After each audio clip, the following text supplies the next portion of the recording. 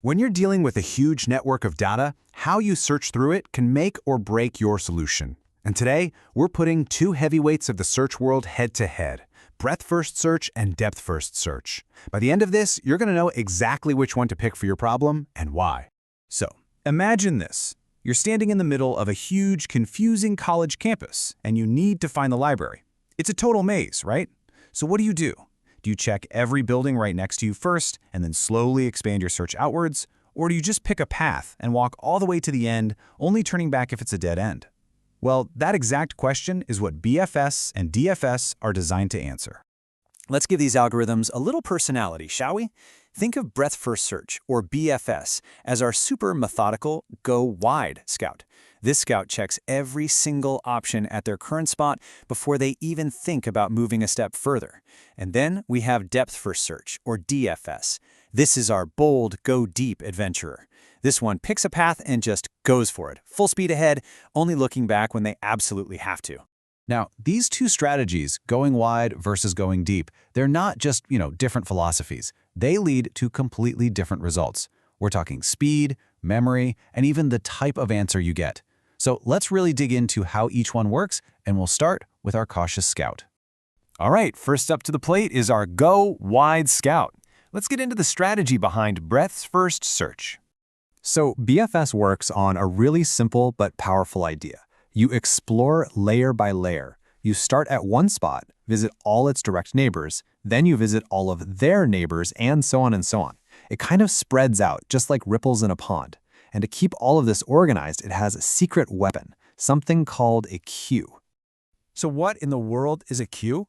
Well, it's exactly what it sounds like. It follows a first-in, first-out rule. It's literally like waiting in line for a coffee. The first person to get in line is the first person to get their latte. This super simple idea is the absolute key to how BFS does its thing.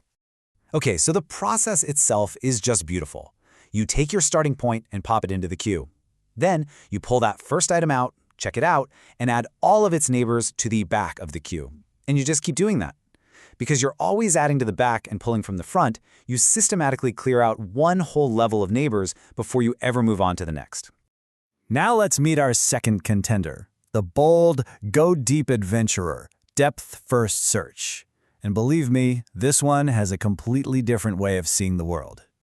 DFS doesn't spread out, it dives in head first.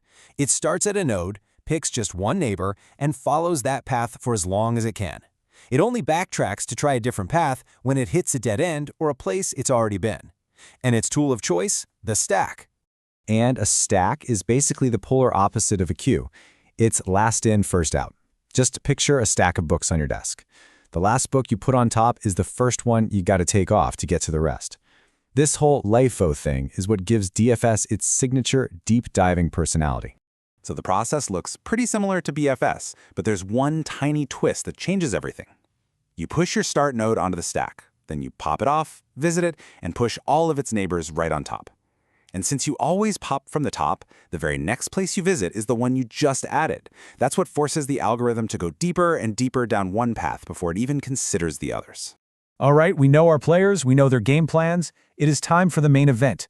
Let's put these two head-to-head in a few real-world challenges and see where they really shine.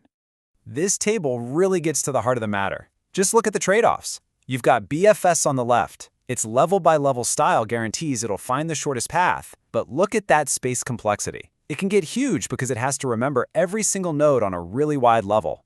Then you look at DFS on the right. It's incredibly light on memory, only needing to store the path it's currently on, but it gives up any promise of finding the shortest route.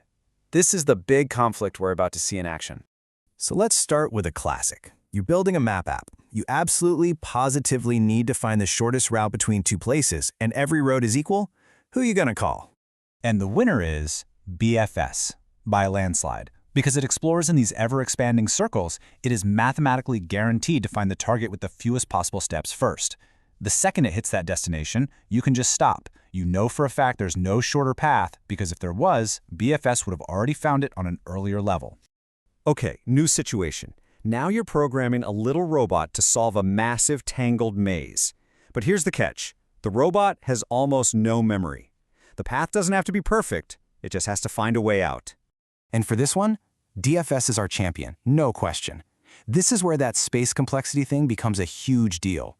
For a big, sprawling maze, BFS would try to store thousands, maybe millions of nodes in memory at once. But DFS? It only needs to remember the single path it's walking down right now. That is a massive difference, and it makes DFS the only real choice when memory is tight. Okay, for our final challenge, let's get a little more technical. You need to check if a directed graph, a network with one-way streets, has a cycle, a path that somehow leads right back to where it started. And while you could probably make both work, DFS is the standard, much more elegant solution. And the reason it's kind of cool, DFS, by its very nature, keeps track of its current path, its ancestors. So to find a cycle, all you have to do is see if you stumble upon a node that you've already started visiting on your current deep dive, but haven't finished with yet. That started but not finished state is the smoking gun for a cycle, and DFS makes it super easy to spot. So what's the big takeaway here?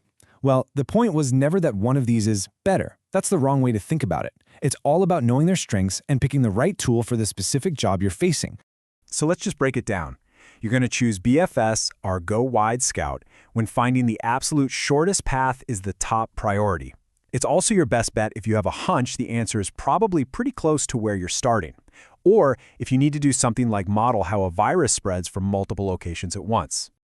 And you're going to send in DFS, our Go Deep Adventurer, when you just need to know if a path exists at all, and you really don't care if it's the shortest one. It's the obvious choice when memory is a big problem, and it's absolutely perfect for things like solving a Sudoku puzzle or a maze, where you need to go all the way down one path of logic before you backtrack.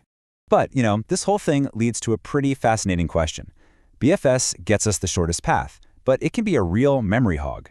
DFS is super efficient with memory, but it's not optimal. So, what if you need the best of both worlds? Is there a way to get the scout's perfect answer with the adventurer's lean, mean efficiency?